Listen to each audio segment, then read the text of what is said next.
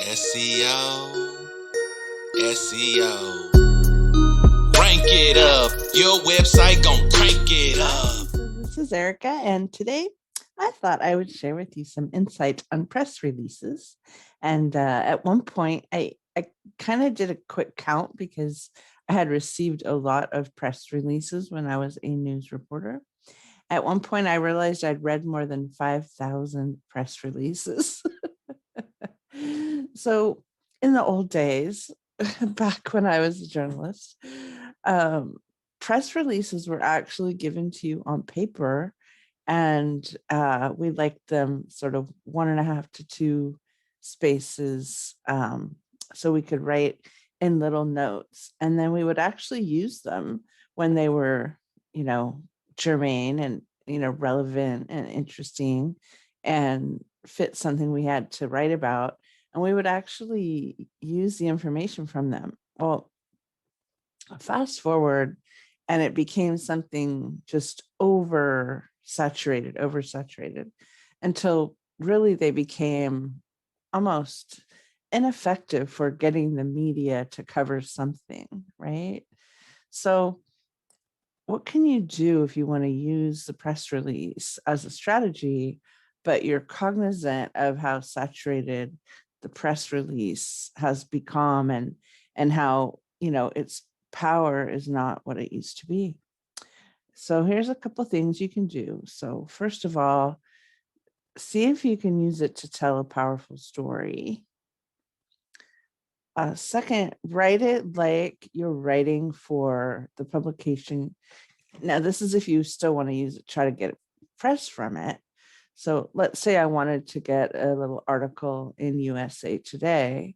I would actually look at the articles, and most are between 600 and 900 words. So I would write my press release approximately the same length as an article.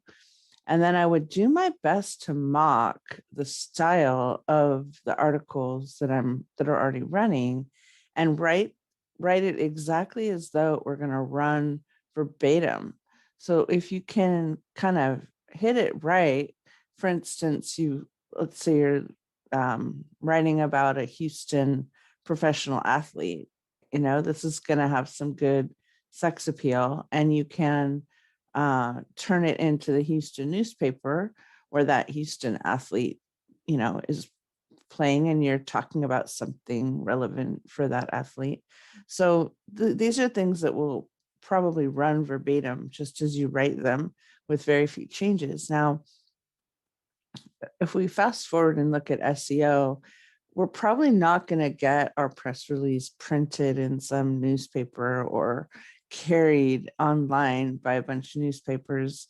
In other words, we shouldn't have that expectation. It's possible, but it's still an amazing tool for search engine optimization, because you're just looking at content that you create from your viewpoint. So then I would look at, okay, how many words? Well, I wouldn't go over 1,000 words. I think about 750 is good. Tell a story, quote an expert if you can. You can quote yourself if it's your business. Answer a pain point. So find a problem that could be answered by your press release, and then post it on a section of your website where you highlight, if you're in WordPress or some other tool, highlight the tags and categories that relate to your business. So press release is a viable tool. It's really good for SEO. A couple of extra little hints: make sure the headline, so the headline has an active verb in it. Make sure it's not just a subject line. Like, if you can, put an active verb into your headline. So let's just I'll try to, for those of you that aren't really keep active verbs in your head, that would be like plays or runs or starts, or just some kind of active verb is a good thing to have in your headline. Next, what I like to do is I do the 3 tests. So one test is the headline itself says something about my business that's good, that if they only read the headline, they're getting some bit of information. The first paragraph is actually, when I was a journalist, and this again, we're talking years back, there's something called a nut graph, which is kind of the tease paragraph that the editor uses to pitch your story to the bigger editor. So you want to have like a nice sum it up. If you only read 2 sentences, this would be the 2 sentences. So you want to have a nice punchy 2 sentence. Then you want a nice whole story. And then just for extra bonus points, find an image to go along with it. And then for extra bonus points, prepare an excerpt. And there you go, voila. There are some free press release submission sites, and I'll try to look up 1 or 2 that aren't hideous. I also like, for free submission sites, I like easing articles. It used to be a lot more popular, but I still like it for SEO. And yeah, little extra bonus if you want to. You can have a paragraph about you at the end and a paragraph about the company at the end. So this could be like a little paragraph that you would run, with every press release. And this gives you a way of having some nice about you information in every press release.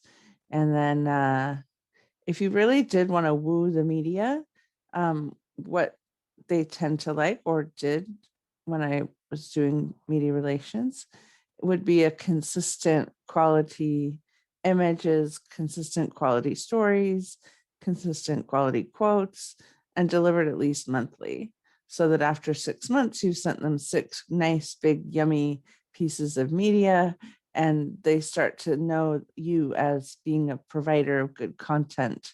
So just sending a press release once, which is what most people do, isn't very effective at if you really did want to have it talk to media with vibrancy.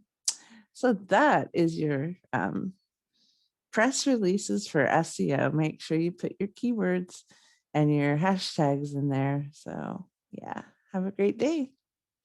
Oh, you know what? If you wanted to get on my calendar, I actually have that set up now on my website. It's pretty cool. It's called Request a Demo. So if you go to SEOforleadgen.com, you can request a demo, which is a one-on-one with me, and 15 minutes would be fun. We could talk about your SEO needs and what my company might be able to do. That's all it takes. Yeah. SEO. SEO. Yeah. Crank it up. Your website gon' rank it up. More customers coming into ya. More money in your business flow. Crank it up. Your website gon' rank